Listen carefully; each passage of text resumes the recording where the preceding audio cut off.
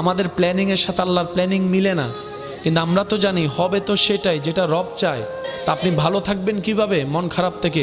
সূত্র একটাই, রব যেটাই চাই সেটাই আপনার চাওয়া বানিয়ে ফেলেন, কাজে কাজ হয়ে যাবে, মনও আর খারাপ হওয়ার সুযোগ হবে না। বলেন না সুবহানাল্লাহ।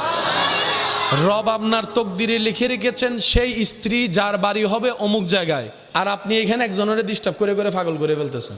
আল্লাহ আপনার রিজিকের ব্যবস্থা রেখেছেন অমুক জায়গার দোকানে, আপনি আমি বিষার জন্য পাগল হয়ে যাচ্ছি বাইরে।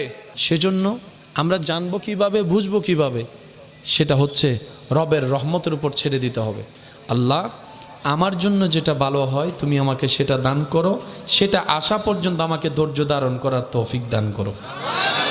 আপনাকে যেতে হবে না, আপনার রবই আপনাকে সেই জায়গা পর্যন্ত পৌঁছাই দিবে যেখানে জন্য আপনার জন্য কল্যাণ বরাদ্দ করা হয়েছে। বলেন না সুবহানাল্লাহ।